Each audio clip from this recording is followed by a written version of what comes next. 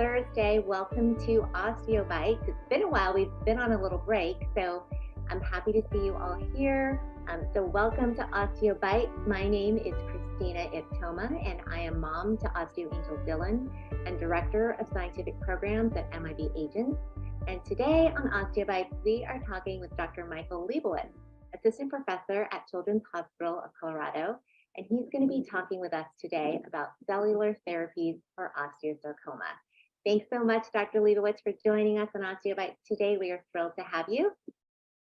And a little bit more about our guest today. Dr. Leibowitz attended Bowdoin College and graduated in 2002, cum laude with honors in biology. And he attended medical school at the University of Pittsburgh in their combined MD-PhD program and graduated with a PhD in cancer immunology in 2012. And he completed his pediatric internship and residency at Children's Hospital of Colorado in 2015 and his pediatric hematology oncology BMT fellowship training at Children's Hospital of Philadelphia in 2018. After which he stayed in Philadelphia as an attending physician and scientist at the University of Pennsylvania Children's Hospital of Philadelphia until 2021. And currently, he is an assistant professor in hematology, oncology, BMT, and cellular therapeutics at Children's Hospital of Colorado. He's a physician scientist whose research focuses on developing novel and effective cellular therapies for solid tumors, including osteosarcoma. And he is also one of our 2022 Outsmarting Osteosarcoma grant recipients. So really excited to have him here today to talk about a lot of work that's being funded by the grant. So welcome, Dr. Leibowitz, and welcome to everyone joining us today. Please feel free to add any of your questions for Dr. Leibowitz in the Q&A, and we'll make sure that we ask those. And before we get started, we have a few announcements. We have lots of great stuff happening. If you haven't already, please subscribe to our monthly newsletter called Connective Issue.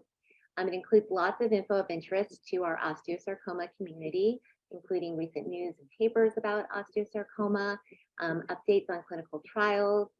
We even have job postings for our scientific community, info about different MIB events and programs and grant opportunities, and also really important, the upcoming Osteobite schedule. So to make sure you get all this info delivered straight to your inbox, just go to our website and hit the Join Our Community button to subscribe. And our Outsmarting Osteosarcoma 2023 application is open and on Proposal Central. Applications are due February 3rd. And last year was the first year we were able to award multiple grants, thanks to our MIB Agents Family Fund to make these grants possible. And this year we have two types of grants again. We have our $100,000 annual grant and our $50,000 YI grant. And we do expect to award multiple grants again this year. So you can find more details on our website, and I'll add a link to the chat where you can find more info. And very appropriately, having Dr. Leibowitz on today, we are going to be in Denver visiting Dr. Leibowitz and also Dr. Regan, who is another Outsmarting 2022 recipient. We'll be visiting them with our family funds on February 8th and 9th in the Denver area. And we'll also have a mingle, which is open to everyone in the osteosarcoma community. So more info to follow on that, but please save the date. And then really late breaking news, you heard it here first, FACTOR 2023, we've confirmed our dates and locations. It's going to be June 22nd to 24th, which is a Thursday through a Saturday, and we will be in Atlanta this year. So stay tuned for more information. We'll be sending out a save the date soon, and we'll also be posting more information about our abstract submission process. And we will also be offering travel awards for young investigators again this year. So stay tuned for more information about that. So that is all from me. I'm going to hand it over now to Dr. Leibowitz. And if you want to go ahead and start sharing your slides, we can get started. First, I just wanted to thank Christina and the Making It Better MIB Agent organization.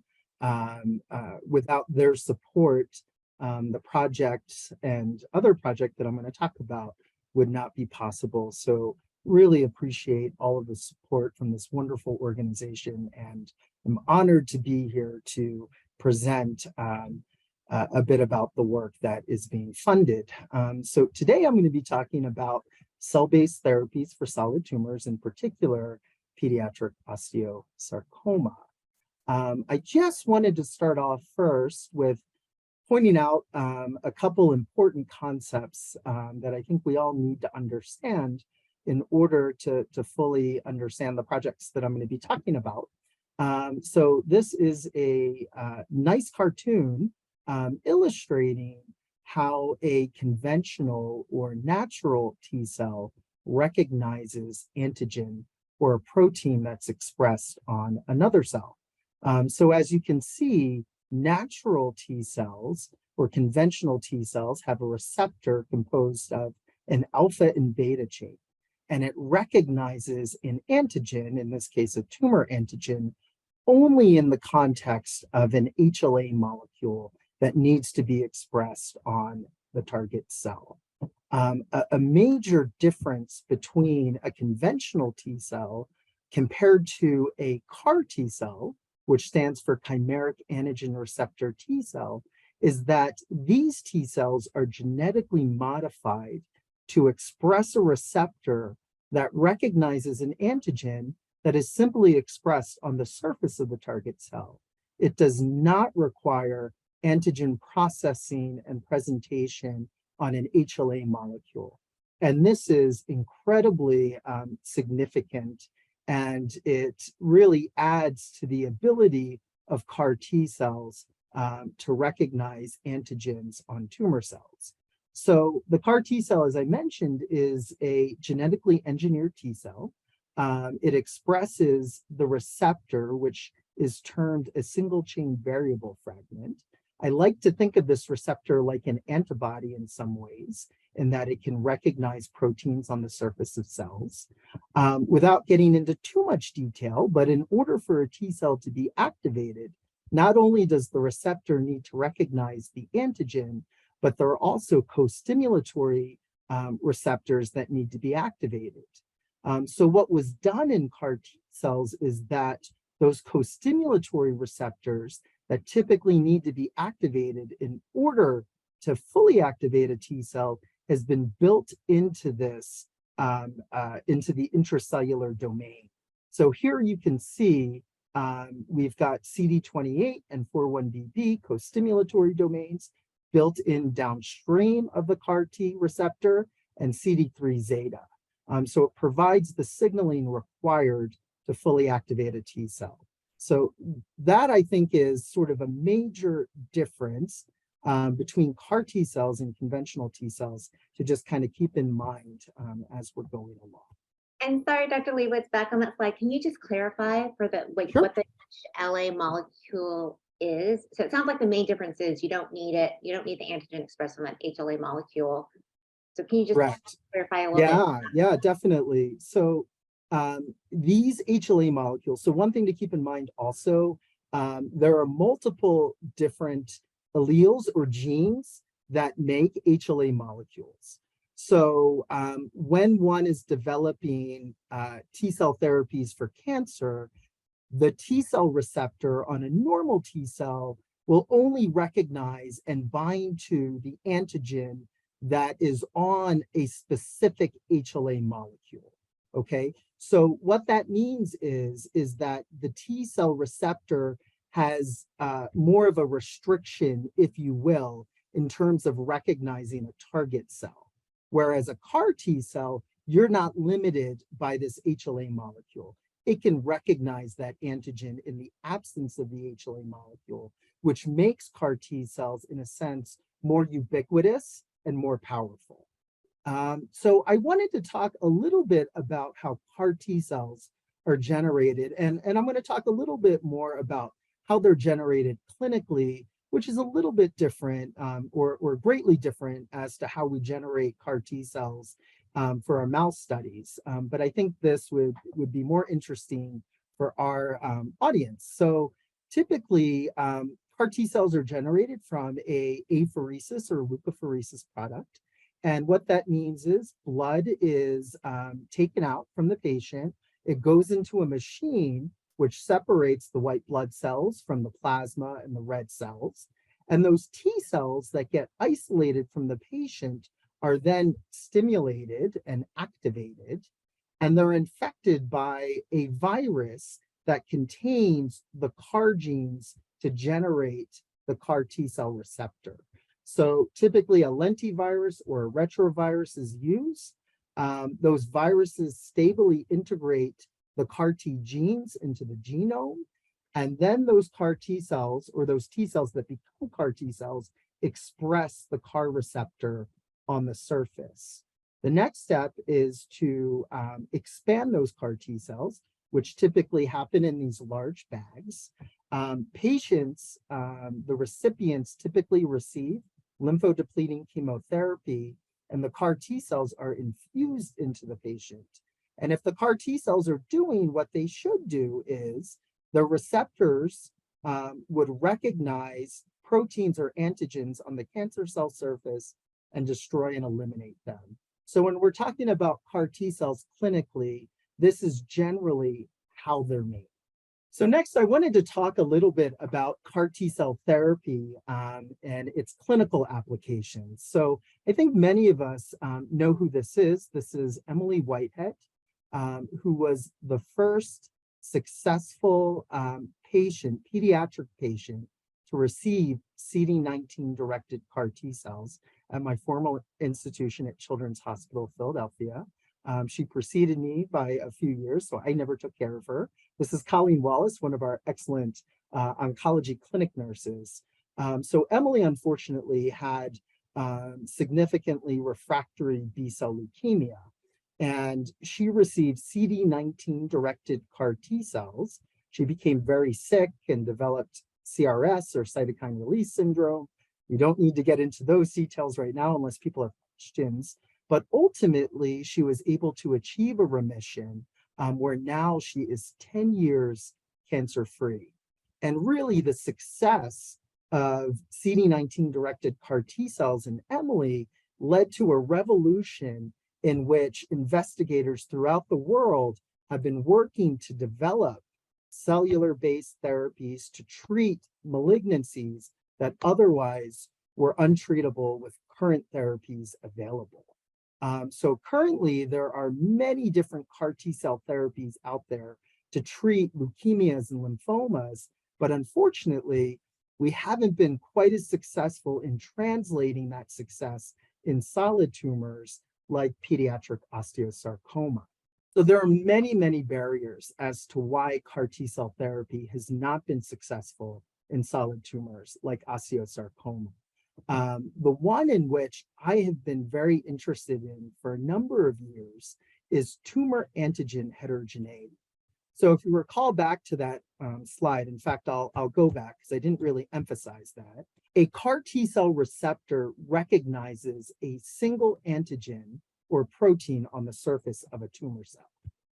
So unlike blood cancers, in solid tumors, the tumor cells have more of an antigen heterogeneity. And what I mean by that is, unlike in, say, B-cell leukemia, where the majority of the leukemia cells, if not all, can express CD19, in solid tumors, you see more of a variety of antigen expressions. So I like this picture. I think it demonstrates tumor antigen heterogeneity quite nicely. So this is an immunofluorescence of a lung adenocarcinoma. Purple is the DAPI stain, so that stains the nucleus of a cell. Green is an antibody that recognizes mesothelin, which is a tumor antigen on the surface of these tumor cells. CA125 is another tumor antigen. And if you look at this picture, you'll see that a lot of the cells, a lot of the tumor cells don't express mesothelin or CA125. Some express both. Now, the issue with CAR T cell therapy is that if you have a CAR T that recognizes, say, mesothelin, or both mesothelin and CA125, you are going to likely eliminate a proportion of those tumor cells, but you're going to be left with pretty significant bulky disease, and you're unlikely to have a good clinical outcome. So that led us to really think about, well, how can we make CAR T cells effective in solid tumors in which the targets are so different between the tumor cells? How are we going to address tumor antigen heterogeneity?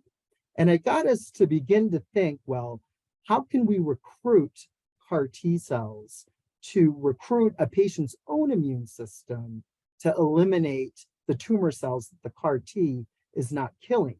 So I think this cartoon illustrates pretty well the idea or the concept that I just described. So if a CAR T cell is infused into a patient, happens to traffic to the tumor, it may recognize a certain proportion of the tumor cells that expresses the antigen or protein that the CAR T is designed to recognize. That tumor cell would then die, ideally release neoantigens or new proteins. If there are professional antigen presenting cells present within that tumor microenvironment. So these are cells that can take up these proteins, process and present on that HLA molecule that I was mentioning. They could, in theory, stimulate the endogenous or natural immune system to recognize other proteins on the tumor cells and eliminate those tumor cells that the CAR T cell leaves behind. As far as I'm aware, we don't believe CAR T cells do this. This process is called cross-presentation and epitope spreading. And we really wanted to address this and see if we could induce epitope spreading using our CAR T cells. So I mentioned that there are these antigen-presenting cells present in the tumor microenvironment that can take up antigens and cross-present. It turns out that there are specialized antigen-presenting cells called dendritic cells that are very effective at this. And there are multiple subsets of dendritic cells, in particular, a subset called conventional dendritic cell type 1, or CDC type 1s, that are known to do this quite effectively.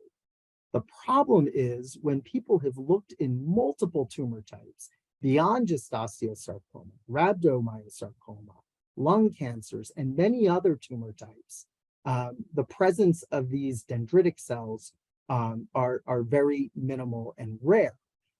So that got us thinking, well, how can we enrich for these dendritic cells within the tumor microenvironment? And a couple other things. People have done studies showing that the presence of these dendritic cells correlate with improved survival, including osteosarcoma. So the presence of these cells are having a positive impact clinically in terms of outcomes for many different tumor types. So as we were thinking about how can we enrich for these dendritic cells, we looked in the literature, and there was very interesting data published by Helene Selman and Miriam Murad in Immunity now 6 years ago, where they took FLT3 ligand and they exogenously administered into mice, tumor-bearing mice, so this is IP through the peritoneum, FLT3 ligand. And what they did was they assessed for these specialized dendritic cells within the tumors of these mice. So immunology, I'll preface this, and I should have said this in advance, there's a ton of jargon. There are many different names for the same cell. So I'm going to refer to these dendritic cells as CDC1 dendritic cells, but you can see in this paper, it's referred to as CD103 positive dendritic cells. It's the same cell. But ultimately, what they were able to show is that by injecting FLT3 ligand, doing the CyTOF assay, they were able to enrich for these dendritic cells within the tumor microenvironment. There was another paper 1 year later, really great work done out of Tom Gajewski's lab at the University of Chicago, spearheaded by Stephanie Spranger, showing that these dendritic cells, these CDC1 dendritic cells, secrete a chemokine, so CXCL9, CXCL10. These are just chemical signals that these dendritic cells release, which have been shown to recruit endogenous or native T cells to the tumor microenvironment. And they also were able to show that these chemokines were able to recruit adoptively transferred T cells. And what that refers to in the context of CAR T cells is that when you inject CAR T cells into a mouse, those are adoptively transferred T cells, and these dendritic cells were able to recruit those cells into the tumor microenvironment as well. So not only do these dendritic cells take up antigen, cross-present them, and ideally induce epitope spreading, but they also release chemical signals to recruit the immune system to the tumor. So it seemed like a very attractive candidate to try and enrich for within the tumor microenvironment. So that led us to hypothesize, could we arm CAR T cells to secrete FLT3 ligand so that you have localized FLT3 ligand within the tumor microenvironment to enrich for these specialized cross-presenting dendritic cells and recruit immune cells to kill osteosarcoma tumor cells. So the first thing we had to do was develop this CAR T construct. And I'm going to talk a little bit more about fibroblast activation protein, or FAP, and why we opted to create a construct that targets this antigen. But I wanted to point out, this is a second generation CAR. We use a 4-1BB co-stim domain as well as CD3 zeta, and we included FLT3 ligand in it as well. So the first question we had was, were there any differences in transduction efficiency between a standard FAP CAR and a CAR that secretes FLT3 ligand? And as you can see here on this flow plot, when we measure our transduction efficiency, it was equivocal, regardless of the FLT3 ligand expression. Then we took our FLT3 secreting CAR T cells and we wanted to ensure, are they actually secreting FLT3? So what we did was we collect the supernatants of our transduced CAR T cells and we assayed for mouse FLT3. And as you can see, our FLT3 secreting CAR T cells did in fact secrete FLT3. So we were happy about that. The next sort of quality control assay that we wanted to do was determine whether our FLT3 secreting CAR T cells could kill just as effectively as our FAP CAR T cells in an in vitro assay in which we have tumor cells that express FAP. So in red, this represents our CAR T cells, our standard FAP CAR T cells. In blue, this represents our FLT3 secreting FAP CAR T cells. And as you can see in our killing assay, where we use various effector to target ratios, and what that's referring to, our effector cells are our CAR T cells, our target cells are the cells that express FAP.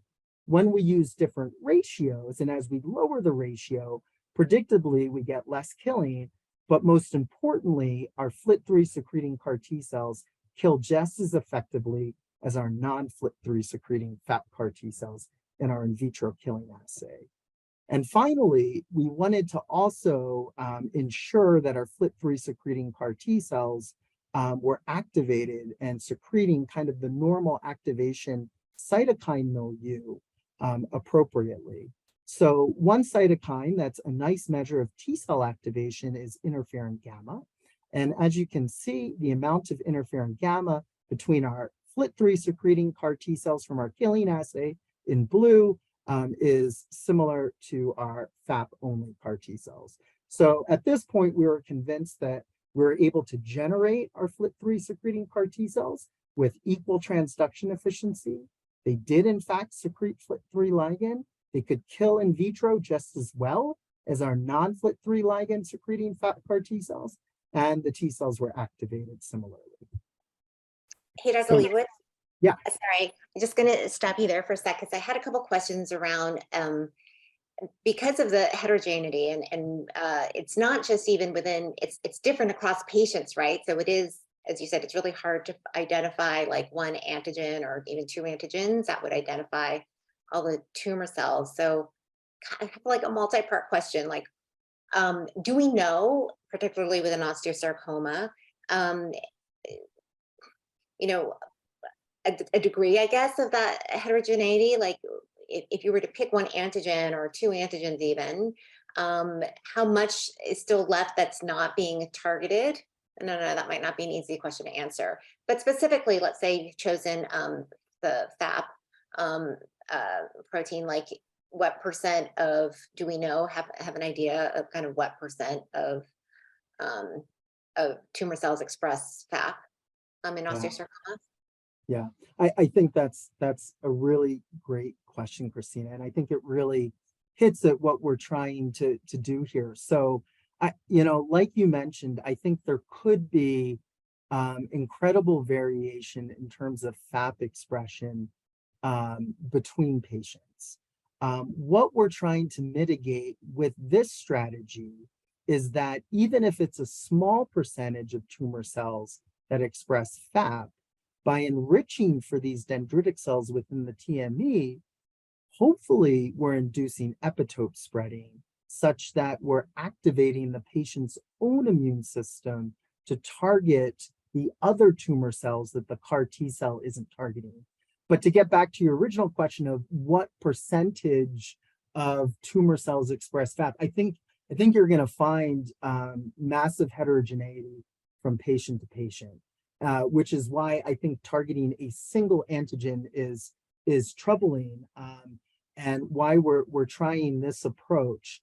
I'm also going to get into why we're targeting FAP, because by targeting FAP, and I'll get to this a little bit later, we're not just targeting the tumor cells themselves, we're also targeting another cell called cancer-associated fibroblasts.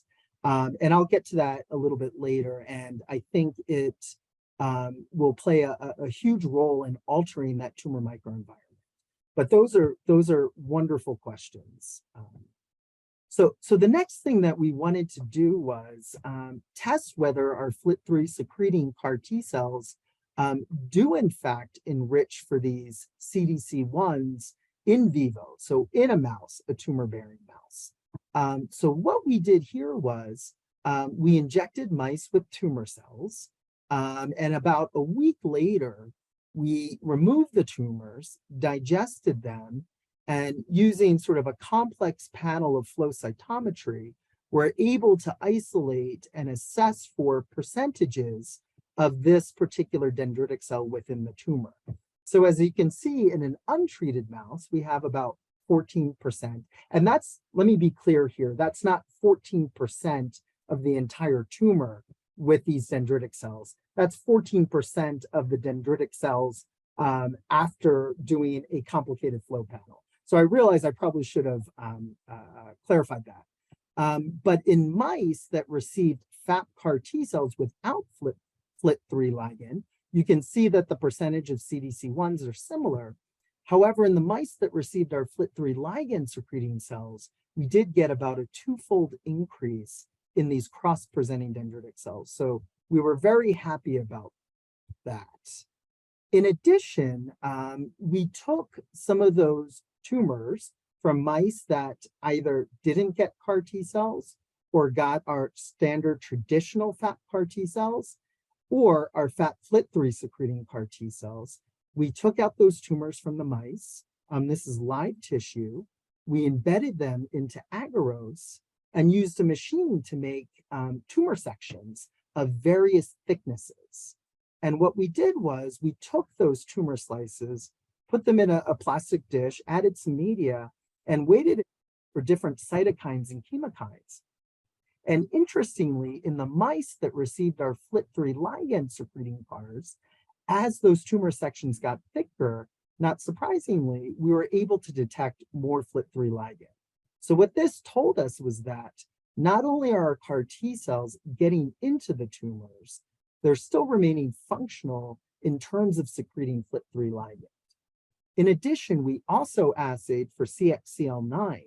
Recall that's the chemokine that this specialized dendritic cell secretes to recruit other immune cells into the tumor. And as you can see, the mice that got our FLT3 ligand secreting CAR T cells had more CXCL9 being secreted from those tumors. So I thought that was really interesting and fascinating that our CAR Ts are remaining functional within the tumors. So just to sort of summarize, we've generated CAR T cells that secrete FLT3 ligand. These FLT3 ligand secreting CAR T cells are activated and kill just as effectively as our non-FLT3 secreting FAP CAR T cells. They do in fact enrich for these CDC1 dendritic cells within the tumor microenvironment. And our data suggests that our CAR T cells remain functional within the tumor microenvironment in terms of secreting FLT3 ligand. And we see more CXCL9 in that TME in our FLT3 ligand secreting CAR T cell mice. So what about osteosarcoma? Oh, I've been can I throw out a question here also, Dr. Absolutely, Leibowitz? absolutely. So I know in CAR T, up to kind of what you're talking about, usually it's always like we're looking at expansion of the CAR T cells once they've been infused. And so in what you're talking about, is it both, because you're also, what's really important is expansion of these dendritic cells, right? So I guess, are they both equally important, expansion of both the CAR T cell and the dendritic cells? Or is one more important than the other? Are you really just more interested in these dendritic cells kind of growing? Wow. You're throwing a lot of great questions at me, Christina. I love it. I think from our leukemia experience in terms of CD19 directed CAR T cells, and obviously it's a different microenvironment, different disease. I think we are pretty convinced at this point that the CAR T cells need to persist in order to be effective. Again, different context in which you have a CAR T that is ideally recognizing every last tumor cell. If to ask me, we have not looked at that or have answered that question, but I think persistence does matter even in this context too, in terms of our CAR Ts, in terms of the dendritic cells. You bring up another point, and I don't want to get off topic too much, but CAR T cells that we inject have a certain phenotype, meaning that there are effector memory, central memory, and so forth. And one thing of interest of mine is to see how that phenotype changes over time to sort of determine which CAR T cells persist. And without getting too off topic, I do think persistence is important also in the solid tumor setting. And we don't know how many dendritic cells are needed to be enriched in order to see a clinical response. And we hope to answer that in some of the studies that I'm going to talk about. But great, excellent questions. So I've kind of told you guys, I gave you a little bit of background on CAR T cells, told you a little bit about a barrier that we're trying to approach, which is tumor antigen heterogeneity. But I haven't talked to you guys too much about osteosarcoma. But before I do that, I wanted to tell you a little bit why I chose to study osteosarcoma and sort of make my career out of this. So when I was a fellow in Philadelphia, took care of a patient, Richard Fieramoska. So he gave me permission to say his name, and he provided these pictures for me, who presented with a fairly large pelvic osteosarcoma. So he's the young man in the Nirvana t-shirt, really cool. These are his buddies who shave their heads. And as many of you probably know, pelvic osteosarcoma can be very difficult to treat. And a lot of it has to do with the location. So many of us know that conventional osteosarcoma therapy involves chemotherapy and surgery. With the location of Richard's tumor, if he were to have undergone surgery, he would have had pretty significant morbidity likely because of all of the nerves that go in and around and through the pelvis.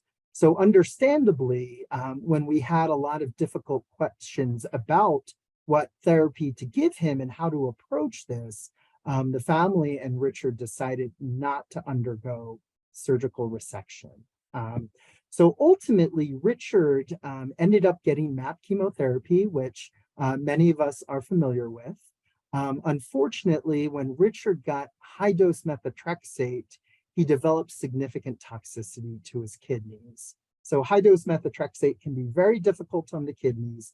He developed significant acute kidney injury such that he had a lot of difficulty clearing the methotrexate, and it was causing toxicity to other organs and tissues. So unfortunately, Richard didn't tolerate high-dose methotrexate. So we had to step back and think about other chemotherapies we could give him. And also what ultimately, what therapy would we offer given that he wasn't going to get a surgical resection. So this is Richard while he was getting treatment at Children's, and he had a visit from the Philadelphia Eagles cheerleaders, which is a nice benefit of being at a children's hospital. But what I can say is that Richard ended up getting alternative chemotherapy. We ended up giving him proton radiation to his tumor. As many of the folks know on this call, osteosarcoma tends to be pretty radio resistant. So of course it made us nervous. We talked to experts throughout the country, and we felt like this was Richard's best chance for a long-term durable remission. I spoke to Richard recently, and he's doing fantastic. So he graduated from college. He remains in remission. His family owns a marina off the coast of New Jersey. Richard got, I believe, a captain's license and hopes to take over the family business, but he's doing really well. But what struck me in treating Richard and learning more about osteosarcoma is just how limited the therapeutic options are for patients who can't tolerate the therapy, who can't get surgery, or have relapsed refractory disease. So I want to talk to you guys briefly, and I know most of the people on this call knows this, that osteosarcoma is the most common malignant bone tumor in children and young adults. Those patients that initially do pretty well with localized disease, unfortunately, about 30% die within 5 years due to metastatic disease. Those patients that present with metastatic disease also have an unacceptable 5-year overall survival of less than 40%. In addition, the standard of care therapy for osteosarcoma really hasn't changed in about 40 years. We give chemo and we do surgery. And at least 6-7 years ago, when I was treating Richard, there were very few salvage options in experimental therapies. I will briefly point out that at the NCI, and Rosie Kaplan is leading a study using GD2 CAR for patients with osteosarcoma and neuroblastoma. It's open at the NCI right now, and there are multiple centers, including Children's Hospital of Colorado, where I'm the site PI. We hope to open that up here soon. So since Richard presented to me, there are more therapies coming out, but overall, it's really unacceptable that we don't have more innovative, safer, and more effective therapies for patients with osteosarcoma. So I promised I'd talk a little bit about FAP, or fibroblast activation protein, and that is our CAR T-cell target that we're going to use in osteosarcoma. So FAP is a transmembrane serine protease. As you can see here, this was a paper from a group in China. I believe this was an adult osteosarcoma. You can see, based on immunohistochemistry, this patient's particular osteosarcoma had quite a bit of FAP expression.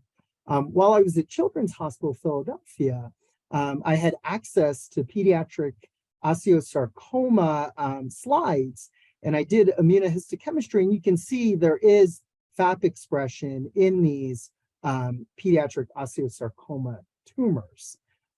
So why target FAP?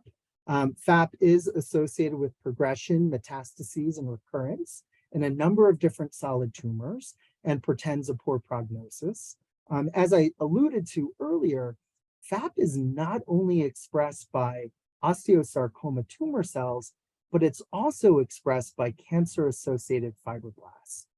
So let me tell you a little bit about cancer-associated fibroblasts. So a lot of solid tumors, and they tend to be epithelial type tumors, recruit these modified fibroblasts called cancer-associated fibroblasts, which function to almost surround solid tumors, and they deposit extracellular matrix. So you can think of extracellular matrix as like concrete. And what that does is it prevents T cells from getting into the tumor. Okay, so that's one function of cancer-associated fibroblasts. Another function is that they express molecules and secrete chemokines and cytokines that cause T cells and the immune system to become dysfunctional.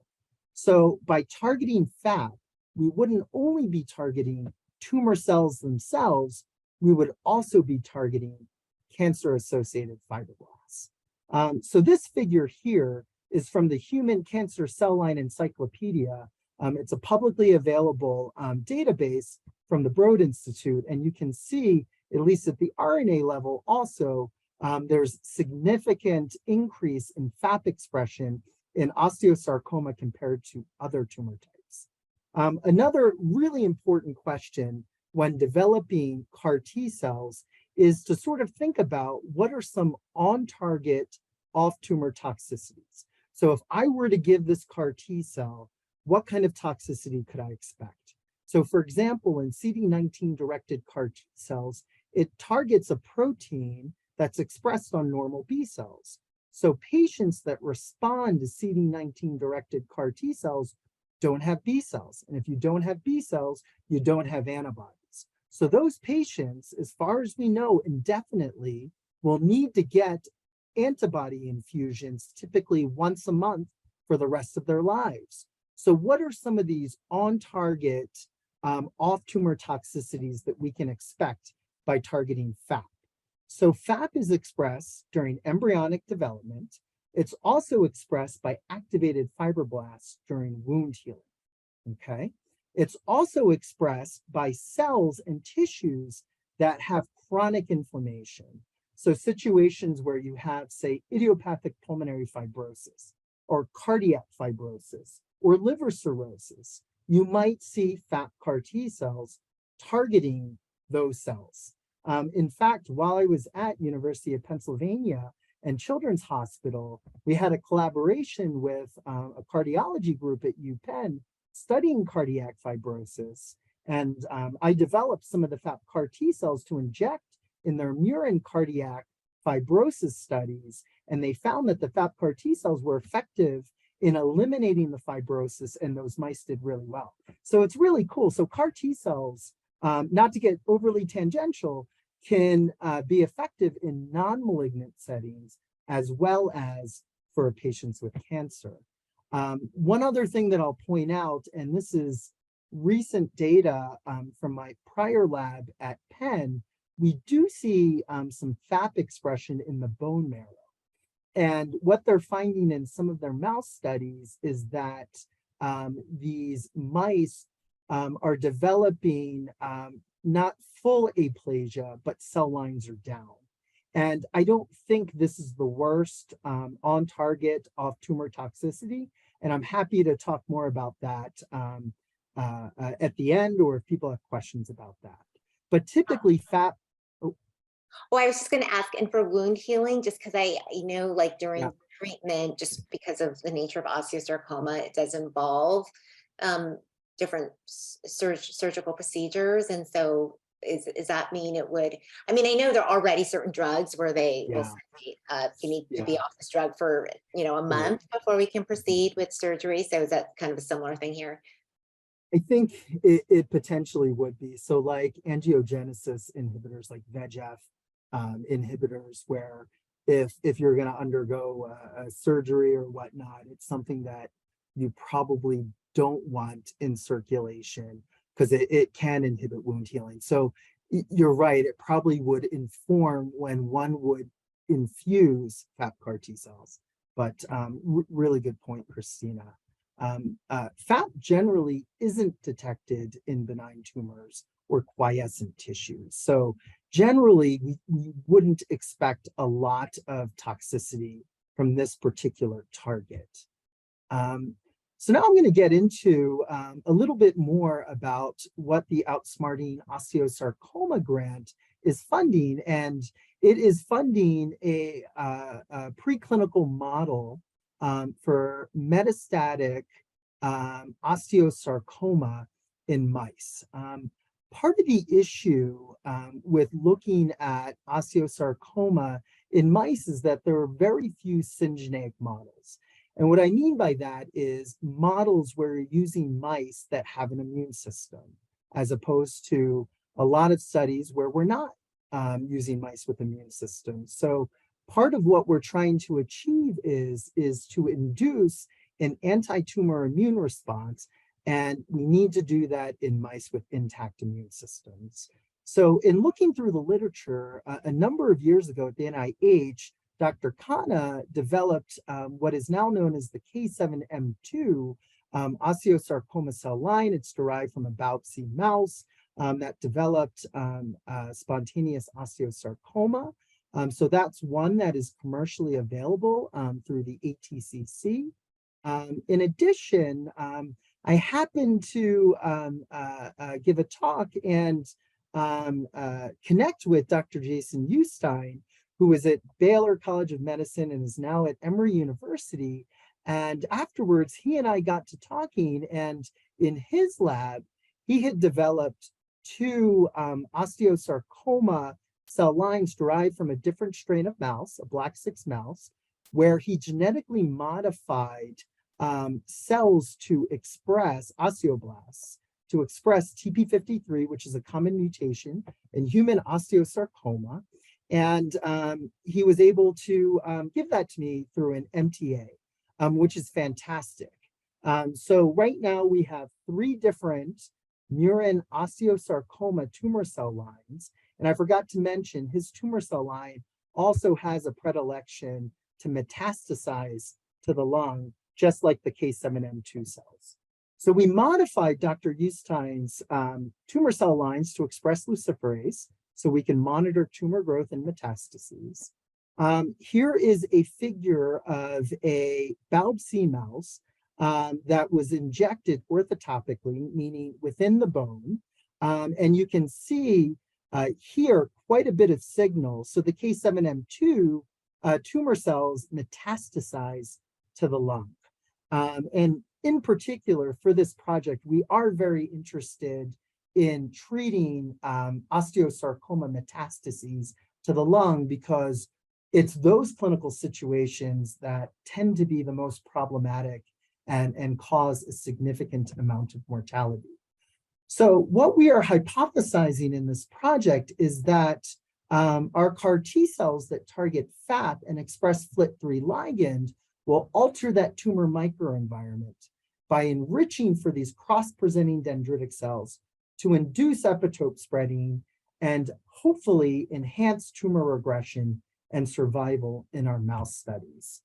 I mentioned that a major function of our FLT3 secreting CAR T cells is to enrich for these antigen presenting cells, these dendritic cells. And these dendritic cells need to be able to phagocytose or eat either the tumor cell or the remnants of a tumor cell after it dies. So when I got to the University of Colorado about a year ago, I met a wonderful PI down the hall, Dr. Sid Mitra, who is a PhD scientist that studies pediatric neuro-oncology. And he and I got to talking about an antibody that he uses for his studies to enhance phagocytosis. So while Sid was at Stanford in Irv Weissman's group, they developed an antibody that can antagonize CD47 on a tumor cell and disrupt its interaction with SIRP alpha. So CD47 is a molecule that's expressed by a lot of different tumor cells that is essentially a don't eat me signal. So by interrupting this interaction with an antagonistic antibody, it enables macrophages, dendritic cells, or any antigen presenting cell to phagocytose a tumor cell. So Sid and I got to thinking, well, why don't we add this antagonistic anti-CD47 to our CAR T cells to see whether we can enhance phagocytosis and hopefully have either an additive or synergistic clinical effect in our preclinical mouse models. So for those of us who are old enough to remember PacMan, I think this cartoon really, video game, illustrates kind of what this CD47 antibody is doing. So PacMan was a video game where You're trying to eat all the pellets, and you were trying to evade the ghosts. The ghost would kill PacMan. So you can think of the ghost as like a tumor cell. And the tumor cells express CD47, which prevents PacMan from eating it. So that CD47 is the don't eat me, don't eat me, don't eat me. So when you add the anti-CD47 antibody to the picture, which is analogous to PacMan eating sort of that blue ball that enables it to eat the ghost, and again, I'm dating myself, that basically gets rid of that don't eat me signal and enables PacMan to eat the tumor cells or the ghosts. So that in principle is what this antibody does for our dendritic cells, macrophages, or other antigen presenting cells. So next steps for this project. So as I mentioned, I've been here at the University of Colorado for about a year, and recently I've been able to hire folks to join me. So this is Grace Landry. She recently graduated from University of Colorado, very talented, intelligent individual who joined my lab, and she is taking on this project. Currently, we are optimizing the orthotopic implantation of our osteosarcoma tumor cells in our mice and working on how to more efficiently cause pulmonary metastases. So Grace has been working and I've been teaching her how to do these injections, and this may in fact require hindlimb amputation. So we may need to go there, but we're really working on optimizing these models. Grace and other folks in my lab are learning how to make CAR T cells, and really the preclinical models will involve using our FAP CARs, our FAP-FLT3 ligand secreting CARs, alone in combination with this anti-CD47 agonistic antibody to enhance phagocytosis by our dendritic cells. So not only are we going to be looking at improved survival, but we're also going to be assessing for biological changes within that tumor microenvironment. So we'll be able to resect the lungs, digest the tumors, characterize the immune infiltrate, and we're also able to perform epitope spreading assays. We'll look for systemic changes in the mice, so we can collect blood from the mice and assay for different cytokines and chemokines using Luminex analyses. I'm excited to get this project up and running, and I think we'll get some really interesting data from it. Yes. I was going to say, so first of all, thanks. I don't think I'll ever play PacMan again without thinking of phagocytosis. But we have a couple questions from the audience, and we're getting close to the end of our hour, so I want to make sure we get these questions in. So the first question was about the FLT3 CAR T cells, and there was an earlier slide, I think, where you had shown that those CAR T cells were still active when you were looking at the samples. And so does that mean that they are killing new cancer cells? So if you're still seeing that the CAR T cells are active, is that helping, I guess, prevent any new metastasis? Great question. We didn't assess that in the assay that we performed. In fact, what one would need to do is perhaps digest those tumors, isolate T cells.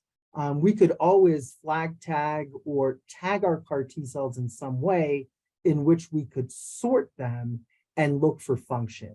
So in terms of function killing, we did not assess that. But the person that asked that question really brings up a good point, that the tumor microenvironment is incredibly immunosuppressive. So even though based on those tissue section data that I showed earlier, it is inferring that our CAR Ts are secreting FLT3, it speaks nothing in terms of whether the CAR Ts are still actively killing tumor cells that express FAP. So we don't have the answers to that question, but we hope to answer that in our preclinical models that I just described. But great Okay, question. great. And I have another question that I think is a good segue to your last couple of slides, which is, when do you anticipate a phase 1 study to launch? Yeah, so Just setting that up for you there. yeah, you know, it's a great question. I think first thing we need to do is show efficacy.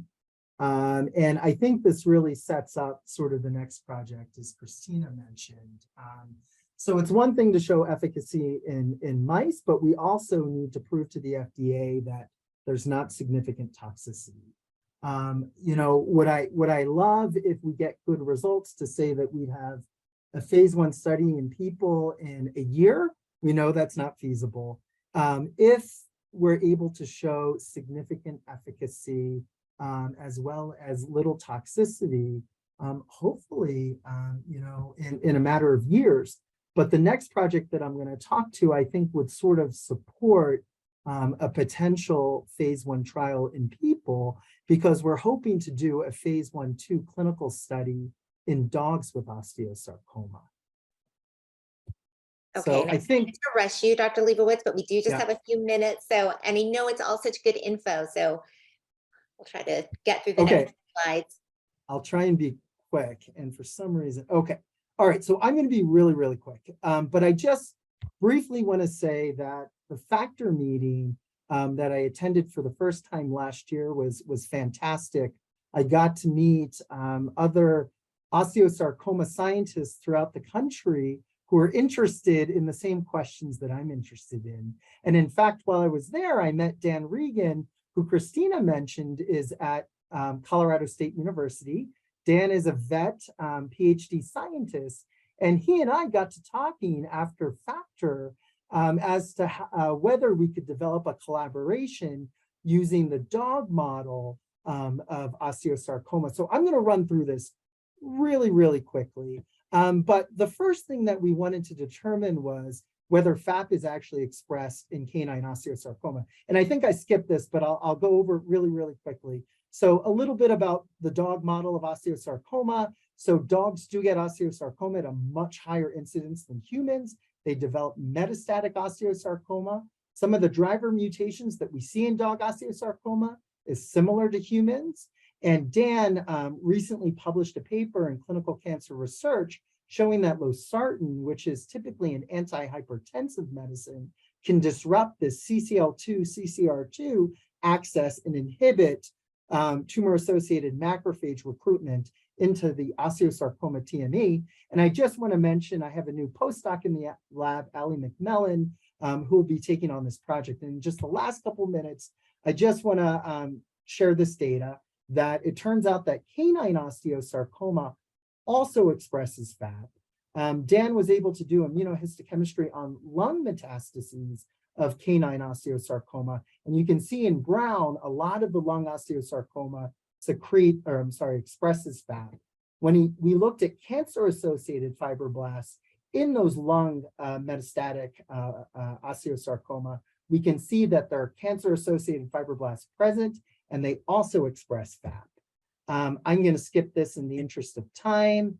I'm going to skip this also in the interest of time. But the next step was, okay, so FAP is expressed in canine osteosarcoma. It's expressed in the lung metastases, and there are cancer-associated fibroblasts that express FAP. Can we generate canine CAR T cells? So actually, also while I was at the Factor conference, I got to reconnect with an old colleague at Penn, Dr. Nikki Mason, who's done a lot of wonderful work for the last 5 to 7 years on optimizing the generation of canine CAR T cells. And in fact, I would go to our Penn meetings and I would see sort of the progression over time. So I got to chat with Nikki again, and she shared a protocol that's published and publicly available. And what happened was Dan collected about 20 cc's of peripheral blood from his dog. We met halfway from Fort Collins in Denver, picked up the blood, and using Nikki's protocol, we were able to successfully generate canine CAR T cells that recognize FAP. In addition, we were able to show, and this is an Excelligence assay, that not only were we able to generate these CAR T cells, they killed canine osteosarcoma tumor cells that express FAP very effectively.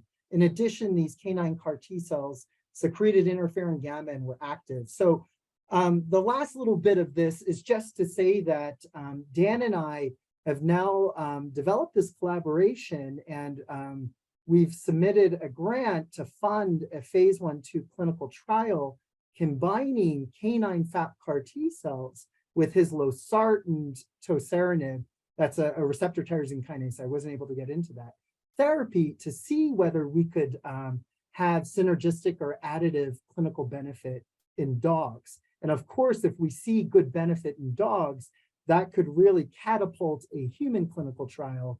And that in part has to do with the fact that, here, I've got it somewhere, that some of the data from CSU showing that this losartan tosarenib combination was effective in canines have led to a phase 1 clinical trial in pediatric osteosarcoma open here at Children's Hospital of Colorado. So it is definitely possible to translate findings from dog into humans. And our hope is to do the same utilizing CAR T cells. And I'm sorry I took up a lot of time, but in the end, I just want to acknowledge a lot of people. Science is a team effort.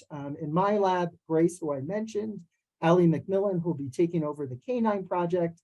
And when I was at Penn and Chop, I had a technician, Nick Olimpo, who is now a graduate student working towards his PhD in cancer biology here in Colorado. I mentioned Dan and Sid, my division chief, Leah Gore, who is absolutely fantastic. My mentor at Penn, Stephen Albelda, who's a wonderful scientist, Jason Ustein, and a lot of the folks here in Colorado have been incredibly supportive. And Ellen Puree at Penn at University of Pennsylvania Vet School, wonderful immunologist, amazing FAP biologist, and the folks in her lab really taught me a lot of techniques. And lastly, I want to thank Dr. John Maris, who is my solid tumor mentor when I was at CHOP and continues to be a mentor today for me in terms of moving our studies forward. And I want to thank all of the funding organizations throughout the years and currently who've gotten us to this point, and most importantly, MIB and the Osteosarcoma grant that we received. So thank you. I'm sorry if I went a little over, and I'm happy to take any questions. And I have my email here in case anybody wants to reach out, they have questions, they want to collaborate, please contact me. That's wonderful. Thank you so much. And I mean, it was such great info, Dr. Leibowitz, so not a problem at all to go over. I wish we had more time. And we'll also share that email address in an email after this so people have easy access to that. And, you know, what a beautiful outcome from Factor, Dr. Leibowitz. That's exactly kind of why that conference exists, is to kind of encourage those collaborations. And so it's incredible to see that have happened so quickly too. So thank you so much for that. And it's kind of funny to hear your story about meeting Dr. Regan and collecting the samples, because it's like, that's where the science happens, like at a gas station, right? Like off the interstate. That's just in a lab. Where it happened. That's right. Do whatever it takes to make it happen. So thank you so much, Dr. Leibowitz, for joining us on Osteobites today and for making it better for pediatric sarcoma patients everywhere. More information on this and all Osteobites can be found on YouTube, on our website at mibagents.org, and at your favorite podcast place. And we are taking a break for the holidays, but we'll be back in 2023 on January 12th. To kick off season 4 with Dr. Marie Nelson from Children's National. She'll be joining us to discuss the clinical trial studying neoadjuvant dual checkpoint inhibition and cryoablation in relapsed refractory pediatric solid tumors. And you can find the Osteobites lineup for the next few months on our website. If you have any ideas for future topics you'd like to hear about, please share them with us at events@mibagents.org. And thank you again, Dr. Leibowitz, for spending an hour with us today. And hopefully we'll see you at Factor June 22nd to 24th in Atlanta. Definitely. Yeah. And thank you everyone else for joining us today. And we hope to see you in January when we return with Dr. Nelson. And in the meantime, have a wonderful holiday break.